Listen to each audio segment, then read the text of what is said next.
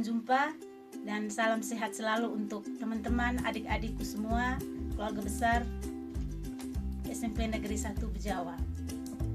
Pada pertemuan kali ini, Ibu akan membahas tentang materi ujian praktek untuk adik-adik teman-teman kita yang ada di kelas 9 yang akan mengikuti ujian praktek IPA yang diadakan pada hari Selasa 23 Maret 2021.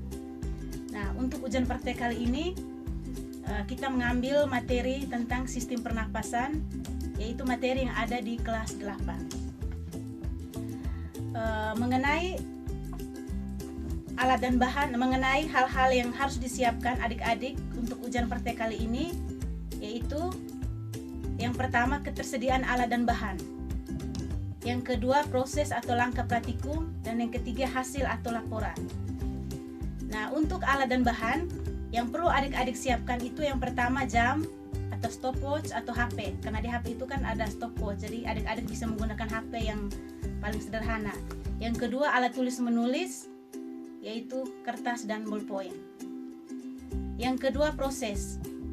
Nah, proses atau langkah praktikum ini yang perlu adik-adik lakukan yaitu untuk materi yang pertama mengamati jumlah kekerapan atau frekuensi pernapasan, yaitu adik-adik menghitung frekuensi pernapasan selama 1 menit. Nah, di sini adik-adik menggunakan stopwatch, sebaiknya menghitung langkah mundur supaya lebih tepat. Setelah itu, untuk langkah pertama yang harus adik-adik lakukan itu sebanyak 3 kali. Setelah itu menghitung rata frekuensi pernapasan adik-adik selama 1 menit. Nah, langkah 1 ini diulang selama 3 kali. Nah, setelah 3 kali ini adik-adik menghitung lagi rata frekuensi untuk mengetahui jumlah kekerapan atau frekuensi pernapasan dari adik-adik atau teman-teman. Yang berikut menyelidiki faktor-faktor yang mempengaruhi frekuensi pernapasan. Di sini ada 3 faktor yang mempengaruhi frekuensi pernapasan, yaitu jenis kelamin, posisi tubuh, dan kegiatan atau aktivitas tubuh. Untuk posisi tubuh, adik-adik yang harus adik-adik lakukan adalah berbaring, duduk, dan berdiri. Sedangkan untuk kegiatan atau aktivitas tubuh, adik-adik bisa berjalan dan berlari. Nah, itu merupakan langkah praktikum atau proses yang harus adik-adik lakukan. Yang berikut adalah hasil atau laporan.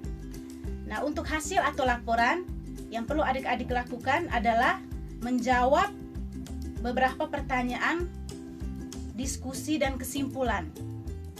Nah, di setiap kegiatan ini sudah tertera pertanyaan-pertanyaan yang harus didiskusikan dan kesimpulan yang harus adik-adik jawab.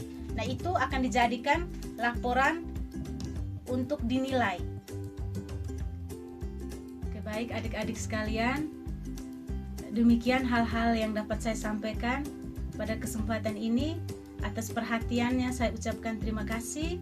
Selamat belajar, selamat berjuang, Tuhan memberkati.